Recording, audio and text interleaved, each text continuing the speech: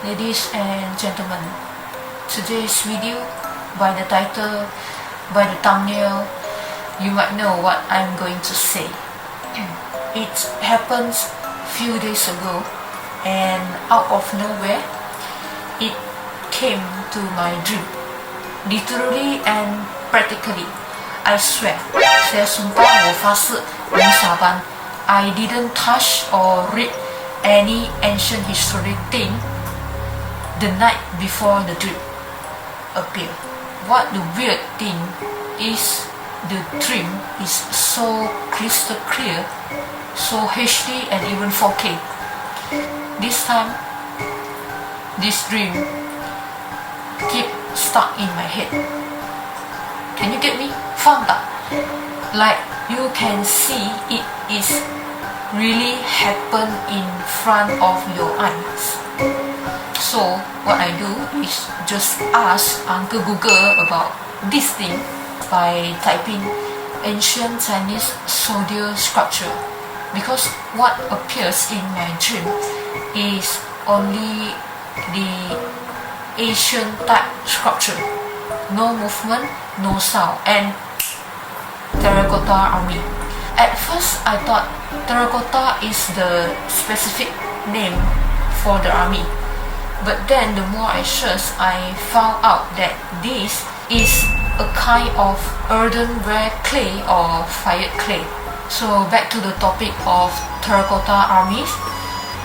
It is the armies of Qin Shi Huang, the first China emperor. It is said that this armies was constructed to accompany the emperor as an afterlife guard. Wow! So no wonder he commented to create a life-size sculpture. If you don't know, congratulations, now you know.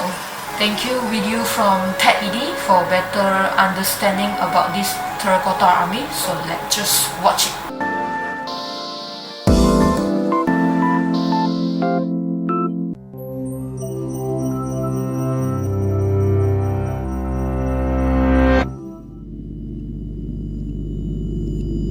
What happens after death? Is there a restful paradise? An eternal torment? A rebirth?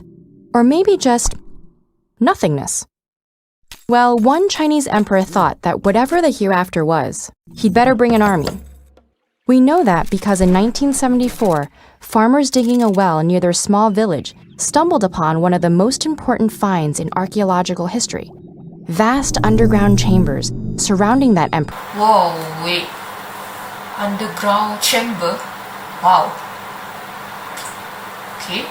Emperor's tomb, and containing more than 8,000 life-size clay soldiers ready for 8,000? battle. Are you kidding The me? story of the subterranean army begins with Ying Zheng, who came to power as the king of the Qin state at the age of 13 in 246 BCE. Ambitious and ruthless, he would go on to become Qin始皇帝, the first emperor of China, after uniting its 7 warring kingdoms. His 36-year reign saw many historic accomplishments, including a universal system of weights and measures, a single standardized writing script for all of China, and a defensive barrier that would later come to be known as the Great Wall. But perhaps Qin Shi Huang dedicated so much effort to securing his historical legacy because he was obsessed with his mortality. He spent his last years desperately employing alchemists and deploying expeditions in search of elixirs of life that would help him achieve immortality. And as early as the first year of his reign, he began the construction of a massive underground necropolis filled with monuments, artifacts, and an army to accompany him into the next world and continue his rule. This magnificent army is still standing in precise battle formation and is split across several pits. One contains a main force of 6,000 soldiers, each weighing several hundred pounds. A second has more than 130 war chariots and over 600 horses. And a third houses the high command. An empty fourth pit suggests that the grand project could not be finished before the emperor's death. In addition, nearby chambers contain figures of musicians and acrobats, workers and government officials, and various exotic animals. Yo, wait. The emperor just built another kingdom, afterlife. If any of you experience afterlife and saw this kind of kingdom, don't get shocked. Wow, he continued ruling the afterlife kingdom. Wow. Indicating that Emperor Qin had more plans for the afterlife than simply waging war. All the figurines are sculpted from terracotta, or baked earth, a type of reddish-brown clay. To construct them, multiple workshops and reportedly over 720,000 laborers were commandeered by the emperor, including groups of artisans who molded each body part separately to construct statues as individual as the real warriors in the emperor's army. They stand according to rank and feature different weapons and uniforms, distinct hairstyles and expressions, and even unique ears. Originally, each warrior was painted in bright colors, but their exposure to air caused the Just imagine how much the time taken for building one sculpture, Wow. caused the paint to dry and flake, leaving only the terracotta base. It is for this very reason that another chamber less than a mile away has not been excavated. This is the actual tomb of Qin Huangdi, reported to contain palaces, precious stones and artifacts, and even rivers of mercury flowing through mountains of bronze. But until a way can be found to expose it without damaging the treasures inside, the tomb remains sealed. Emperor Qin was not alone in wanting company for his final destination. Ancient Egyptian tombs contain clay models representing the ideal afterlife. The dead of Japan's Kofun period were buried with sculptures of horses and houses, and the graves of the Jana Island off the Mexican coast are full of ceramic figurines. Fortunately, as ruthless as he was, Emperor Qin chose to have servants and soldiers built for this purpose, rather than sacrificing living ones to accompany him. Okay. Wise decision made by Qin Shi Huang. Instead of the human sacrifice, he commands people to build the sculpture. Okay.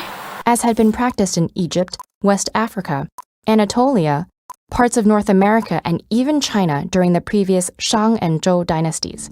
And today, people travel from all over the world to see these stoic soldiers, silently awaiting their battle orders for centuries to come.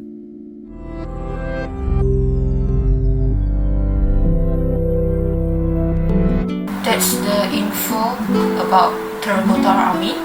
I always admire and puzzle about the ancient construction.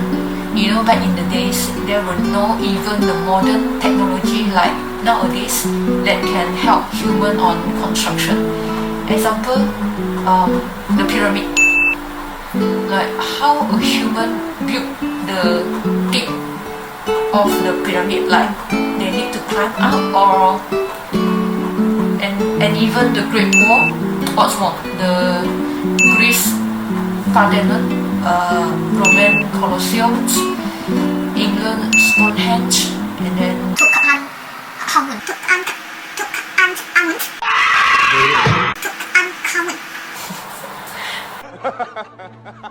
the tomb of Tutankhamun. I'm sorry if I pronounced it wrongly. So this ancient human, I think there must be superhuman or the hybrid, half human, half god. That's all for today. Hope you guys enjoy and learn something new. See you when I see you.